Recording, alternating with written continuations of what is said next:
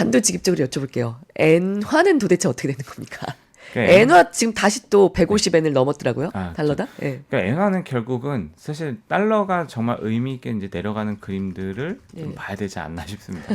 네. 결과적으로는 이게 그 BOJ의 스탠스를 좀 아까도 뭐 간단히 말씀드렸지만은 BOJ 스탠스를 종합해 보면은 결과적으로 이렇게 나는 이렇게 뭔가 이렇게 먼저 뭘 하지 않겠다. 약간 이거거든요, 결국은.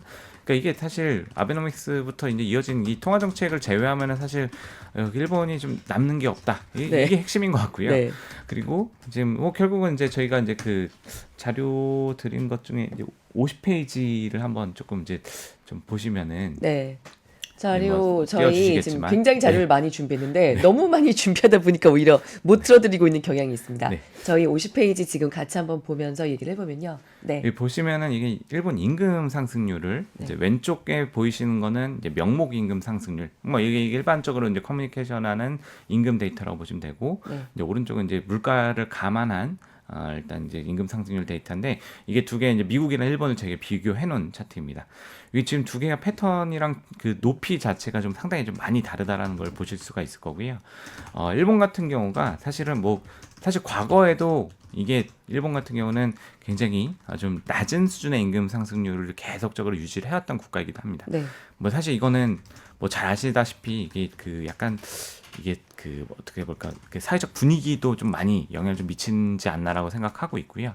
뭐 기업들이 가격에 그 상품 가격에 정가하는 그림들도 그렇고 임금을 올려주는 임금을 변동시키는 부분들도 그렇고 이런 부분들이 사실 저희나 뭐 미국이나 이제 다른 국가들과 일본이 조금 다른 분위기들을 좀 많이 가지고 있다라 보니까 약간 임금 인상에 굉장히 조금 보수적인 좀 센스들이 좀 계속 반영되고 있었고 이게 사실 작년 같은 경우는 이게 기시다 총리가 사실 그 정부가 기업들을 좀 많이 압박을 하긴 했습니다. 네. 예, 물가도 좀 오르고 뭐 이런 부분들에 대해서 소비 경기나 이런 것들을 좀 살려놔야 되는 것들 내수를 조금 어쨌든 견드리긴 해야 되기 때문에 이런 부분들을 좀 장려하는 모습들이 나와서 연말에 한번 이제 임금 상승률이 한번 튀긴 했었는데 그것도 오래 가지를 못했습니다. 네. 한번 튀고서는 다시 조금 이제 내려오고 있고 지금 1% 미만 수준까지 0.8% 정도까지 임금 상승률이 좀 떨어져 있는 상태고요.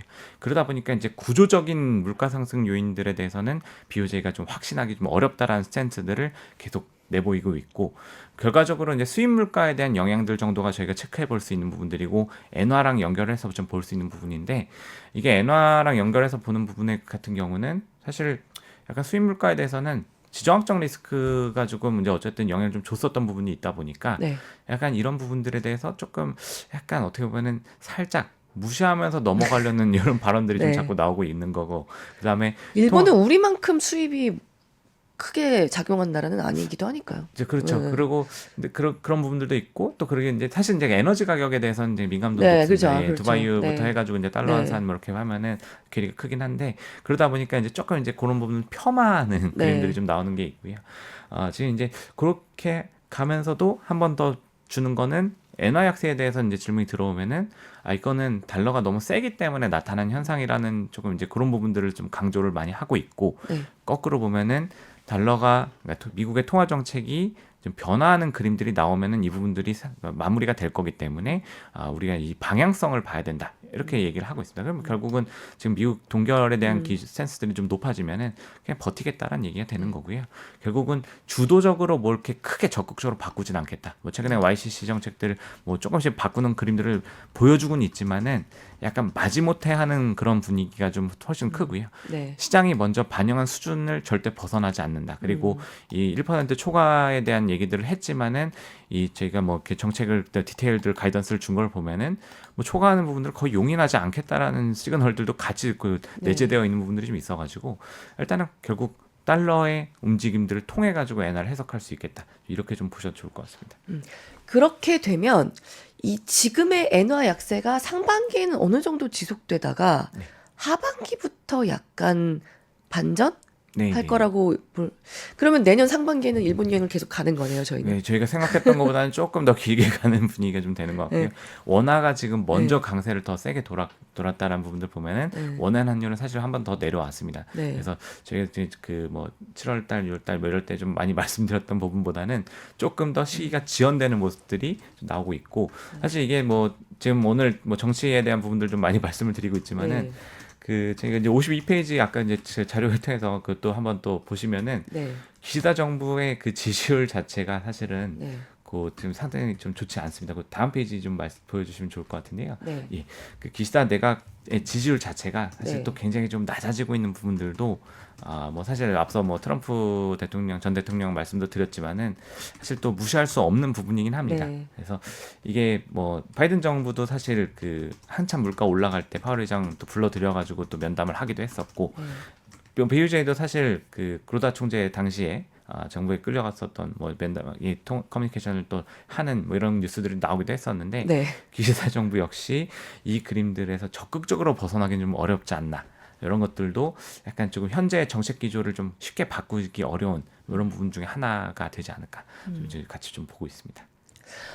그래서 우리 돈은 내년에 어디에 둬야 되나 이거를 네네. 이제 마지막에 중점적으로 좀 파헤쳐 보려고 했는데요. 네.